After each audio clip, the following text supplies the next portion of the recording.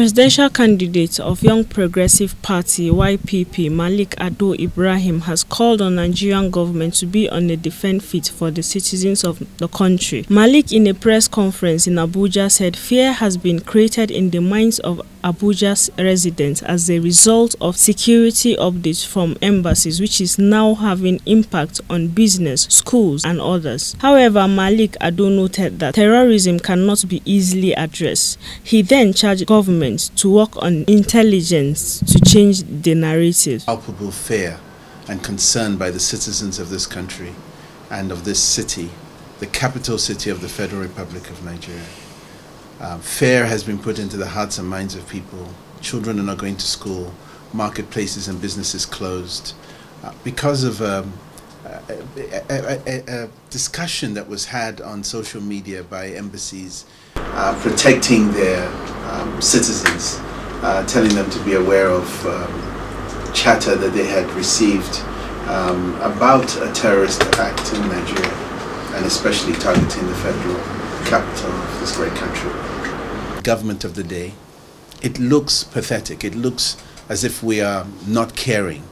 The US or the other embassies did this to safeguard the interest of their citizens. We should be doing the same. These are countries far away looking after their people. Even the information that was sent out was to their people, but of course you've got dual nationalities. So that information that are from Nigerian Americans or Nigerian Europeans will now disseminate to their loved ones, and it causes panic. In order to forestall that panic, we need to go to the public quickly. We need an emergency channel. We need the radio waves to understand. Nigeria, we understand the situation that we're in as a country right now. There is struggle and strife in all parts of this country. But a government that is empathetic, that understands that we must read this carefully, and even to have an overt, very overt presence is very important. But what we lack is the strength. We don't have the military strength for this. DSS did very well. We must commend them. They were active. They were in our faces. We saw a presence. We should not bring the army into this sort of situation unless there is a battle to be fought. And that's why we are also pushing our narrative, as I put into our manifesto, of a National Guard, a very overt presence that allows Nigerians to know that the government of the day is in action and is taking their safety as their number one concern, as any government should have. Security of the country and its people as its number one concern. So that would be the very big change that we would make. You would hear, you would see, you would feel secure in this country. In a proactive fashion, you are always chasing the narrative. Instead, our government's minister is blaming foreign embassies for not being able to predict school shootings. The matter of the fact is, school shootings are usually an isolated one-man affair. Terrorist activity is usually gleaned from chatter. We need to respect those countries that have given that position of thought to their citizens and warn them of possible issues that are happening in the country. We need to be doing the same. Nigeria needs to get on a different footing. We have seen that it's a bit archaic, it's a bit old. They're not understanding the mood and the frequency in which these things are happening is giving us the reason we want this change. We want this real change in Nigeria, and not bringing the old guard.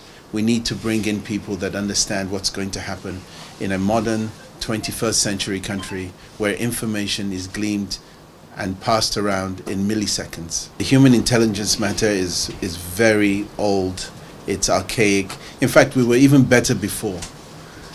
We keep trying to allay people's fears after the event. Even during the Goodluck Jonathan administration, I was privy to ways in which information was gathered and ways in which it was passed forward. Even if it's happening today, we've missed one major activity of today's modern age, and that is the advent of social media. Information flies around very quickly.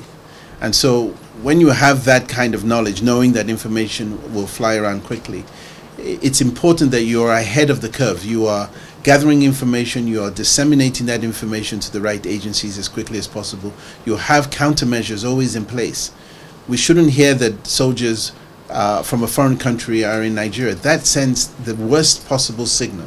Whether it's true or false, we need to be aware of the fact that that information can be a false flag, can be information that is used in a negative manner to portray this government badly, and that's why it's important. I'm a patriot. I'm not here to demean the government of the day. I'm fighting for a better tomorrow. I'm not in a political fight with this administration. Going forward, we need the kind of leadership skills that we at YPP and the Malik Ado Ibrahim administration will have. Better intelligence gathering, empathy for our people, giving the people the ability to glean that information firsthand and know that the government is active and is working on their behalf. And that is very important for for the unity of this country. Abigail Balaji, TV Africa.